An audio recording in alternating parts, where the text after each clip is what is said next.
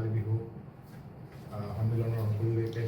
আপোনালোকৰ মাধ্যমেৰে সমগ্ৰ অসমবাসীকে আমি শুভেচ্ছা জ্ঞাপন কৰিছোঁ। আপোনালোকে সকলোৱে জানে যে অসমৰে এখন অন্যতম লেখত ল'বলগীয়া বিহু সন্মিলনে চেপন কেন্দ্ৰীয় ৰঙালী বিহু সন্মিলনে আজি ৩২ সংখ্যক অৰ্থাৎ ২বিংশতিতম বৰ্ষত ভৰি দিছেহি। বিগত বৰ্ষবিলাকৰ দৰে এইবাৰো আমি ৰঙালী বিহু কাৰ্যসূচী আমি সমাপন কৰিবলৈ গৈ আছোঁ। আজি এটা বিশেষ কাৰণত আপোনালোকৰ এই সংবাদ মেলখন আমি আয়োজন কৰিব লগা হ'ল। পূৰ্ব নিৰ্ধাৰিত যি আমাৰ বিহু উদযাপনৰ তাৰিখ আছিল, এই তাৰিখৰ সাল সলনি কৰাৰ উদ্দেশ্যে আমি আজি এই সন্মিলনখন আজি প্ৰেছ মিটখন আমি আয়োজন কৰিব লগা হ'ল। আপোনালোকে সকলোৱে জানে যে অসমত এটা নিৰ্বাচন কেন্দ্ৰিক পৰিৱেশ ঘোষণা হৈছে। ইতিমধ্যে অসম চৰকাৰে পঞ্চায়তৰ নিৰ্বাচনৰ দিন ঘোষণা কৰিছে। আমাৰ যি পূৰ্বৰ আমাৰ কাৰ্যনিৰ্বাহক আৰু কৰ্ণধাৰ সমিতিৰ আমাৰ বৈঠকৰ সিদ্ধান্তৰ মৰ্মে অহা ২, ৩ আৰু ৪ মে' আমি আমাৰ বিহু সন্মিলনখন অনুষ্ঠিত কৰাৰ কথা আছিল। কিন্তু আমি গণতান্ত্ৰিক ব্যৱস্থাৰ যি নিৰ্বাচন, এই নিৰ্বাচনৰ প্ৰতি সন্মান ৰাখি বা আমাৰ কিছু অসুবিধা হোৱাৰ বাবে আমি উক্ত দিনটোত আমি বিহু সন্মিলনখন অনুষ্ঠিত কৰিবলৈ অপাৰগত আৰু আমি অনুষ্ঠিত কৰিব নোৱাৰিম। তাৰ পিছৰ কাৰ্যনিৰ্বাহকৰ সিদ্ধান্ত মৰ্মে আমি এই বিহু সন্মিলনখন অহা ইংৰাজী ১৩, ১৪ আৰু ১৫ মে' অৰ্থাৎ ২৯, ৩০ আৰু ৩১ বহাগলৈ আমি পিছুৱাই দিছোঁ আৰু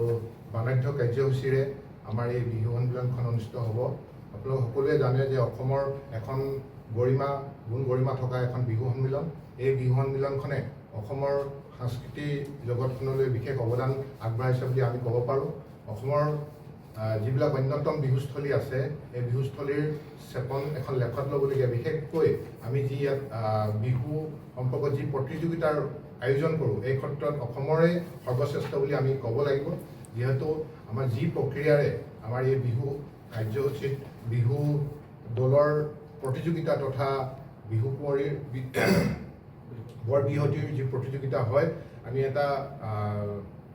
ব্যতিক্ৰমী প্ৰচেষ্টাৰে আমি আমি চেষ্টা কৰোঁ। আমাৰ ইয়াৰ লগতে ইয়াৰ যি পুৰস্কাৰ আছে, অসমৰ ভিতৰতে আমি আটাইতকৈ ডাঙৰ মাননি আমি আগবঢ়াওঁ। হুঁচৰি বিহুৰ প্ৰতিযোগিতাৰ ক্ষেত্ৰত প্ৰথম পুৰস্কাৰ ৪ লাখ আৰু দ্বিতীয় পুৰস্কাৰ ২ লাখ টকা। ঠিক তেনেধৰণে বৰ বিহুৱতী প্ৰতিযোগিতাটো আমি ২ লাখ টকাৰ প্ৰথম পুৰস্কাৰ আৰু ১ লাখ টকাৰ এটা দ্বিতীয় পুৰস্কাৰ আমি ইতিমধ্যে বিগত বৰ্ষবিলাকতো দি আহিছোঁ। আৰু এই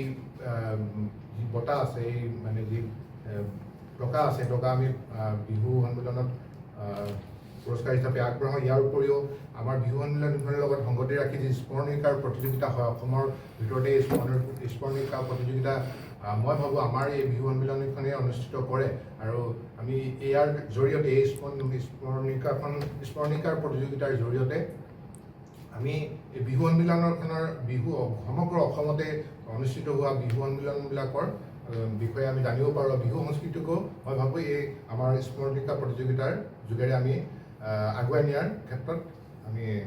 সমৰ্থবান হৈছোঁ। ইয়াৰ লগতে আমি আপোনালোকক অত্যন্ত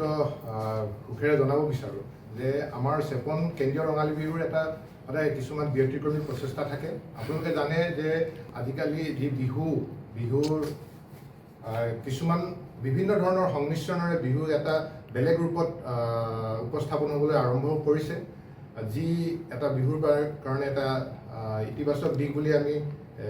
ভাবিছোঁ। তাৰ প্ৰতি লক্ষ্য ৰাখি আমাৰ চেপন বিহু সন্মিলনীখনে বিগত কেইবাবছৰৰ পৰা আৰম্ভ কৰি আমি ডিজিটেল মাধ্যমেৰে চেপন বিহু কেনেকৈ নিভাঁজ আৰু নিখুঁত ৰূপেৰে ৰাইজৰ মাজত আমি আগবঢ়াই দিব পাৰোঁ, তাৰ প্ৰয়াস কৰি আছোঁ, যাতে ভৱিষ্যত প্ৰজন্মই বিহুৰ নিখুঁত আৰু নিভাঁজ ৰূপটো দেখা পায়। তাৰ বাবে আমি বিগত বৰ্ষত যিধৰণে আমি এটা বিহু গীতৰ আমি ব্যৱস্থা কৰিছিলোঁ, ঠিক তেনেধৰণে এবাৰ আমাৰ কণ্ঠশিল্পী কমলিকা কাশ্যপ আৰু আচুৰ্য পাত্ৰৰ কণ্ঠেৰে আমি এটা চেপন কেন্দ্ৰীয় বিহুৰ প্ৰযোজনাৰে আমি এটা বিহু গীতৰ এলবাম আমি উন্মোচন কৰিছোঁ ইতিমধ্যে আপোনালোকক সকলোকে এই বিহু গীতটো আমি দি দিম আশা কৰিছোঁ সকলো অসমৰ ৰাইজে ইয়াক আদৰি ল'ব কোন কোন উপস্থিত থাকিব আপোনালোক ইয়াতে আমাৰ কাৰ্যসূচী আমি 3 দিনীয়া কাৰ্যসূচীৰে আমি এই বিহু মিলনখন অনুষ্ঠিত কৰিম প্ৰথম দিনাৰ অৰ্থাৎ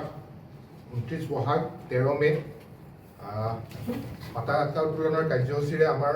কাৰ্যসূচী আৰম্ভ হ'ব পতাকা উত্তোলন স্মৃতি তৰ্পণৰ লগতে বৃক্ষৰোপণ আৰু সাহিত্য প্ৰতিযোগিতাৰ আমি আয়োজন কৰিম তাৰ পিছতে সন্ধিয়া বিয়লি 4 বজাত সদৌ অসম ভিত্তিত হুঁচৰি প্ৰতিযোগিতা আৰু বৰ বিহুৱতী প্ৰতিযোগিতা অনুষ্ঠিত কৰিম ইয়াৰ দ্বিতীয় দিনত অৰ্থাৎ 30 বহাগ তাৰিখে আমাৰ যি হুঁচৰি প্ৰতিযোগিতা আৰু বৰ বিহুৱতী প্ৰতিযোগিতাৰ চূড়ান্ত প্ৰতিযোগিতা আমি আৰম্ভ কৰিম ইয়াৰ লগত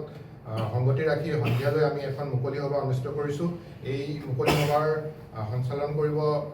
পূৰ্বাঞ্চল সাহিত্য সভাৰ সভাপতি অতুল ফুকন ডাঙৰীয়া এই সভাত আমাৰ মাজত উপস্থিত থাকিব সদৌ অসম ছাত্ৰ সন্থাৰ সন্মানীয় সভাপতি উৎপল শৰ্মা ডাঙৰীয়াকে প্ৰমুখ্যে কৰি অসমৰ সকলোবিলাক দল সংগঠনৰ বিষয়ববীয়া উপস্থিত থাকিব বিশেষকৈ জাতীয়তাবাদী যুৱ ছাত্ৰ পৰিষদৰ পলাশ চাংমাই ডাঙৰীয়া সদৌ টাই-আহোম ছাত্ৰ সন্থাৰ কেন্দ্ৰীয় সমিতিৰ সভাপতি বসন্ত গগৈ চাহ জনজাতি ছাত্ৰ সন্থাৰ সভাপতি ধীৰাজ গোৱালাকে প্ৰমুখ্যে কৰি সদৌ অসম ছাত্ৰ সন্থাৰ সন্মানীয় সম্পাদক সমীৰণ ফুকন ডাঙৰীয়া আমাৰ সভাত উপস্থিত থাকিব সন্ধিয়ালৈ আমাৰ বিশিষ্ট টাই পণ্ডিত মুক্তা হাতীবৰুৱা ডাঙৰীয়াৰ স্মৃতিত আমি সাংস্কৃতিক সন্ধিয়া কাৰ্যসূচী লৈছোঁ এই কাৰ্যসূচীত আচুৰ্য পাত্ৰ আৰু আচুৰ্য বৰপাত্ৰ আৰু কমলিকা কাশ্যপৰ গীতৰ অনুষ্ঠান আমি অনুষ্ঠিত কৰিম আৰু শেষৰ দিনা অৰ্থাৎ 31 বহাগ 15 মে তাৰিখে আমাৰ যি সাংস্কৃতিক সন্ধিয়াৰ মুখ্য আকৰ্ষণ জুবিন গাৰ্গ আমাৰ মাজত উপস্থিত থাকিব আৰু এই সভাখন সঞ্চালন কৰিব ডক্টৰ জ্যোতিপ্ৰসাদ শইকীয়া ডাঙৰীয়া তেওঁ সতী সাধিনী ৰাজ্যিক বিশ্ববিদ্যালয়ৰ প্ৰতিষ্ঠাপক উপাচাৰ্য ইয়াৰ লগতে আমাৰ উক্ত কাৰ্যসূচীটোৰ মুখ্য অতিথি হিচাপে থাকিব অসম চৰকাৰৰ সাংস্কৃতিক মন্ত্ৰী বিমল বৰা ডাঙৰীয়া আৰু আমাৰ যিসকল স্থানীয় বিধায়ক আছে চক্ৰ গগৈ ডাঙৰীয়াকে প্ৰমুখ্যে কৰি ধৰ্মেশ্বৰ কোঁৱৰ ডাঙৰীয়া তেওঁলোক আমাৰ মাজত উপস্থিত থাকিব যিকোনো খবৰৰ বাবে যোগাযোগ কৰক 7099017330 লগতে 7099017110 নম্বৰত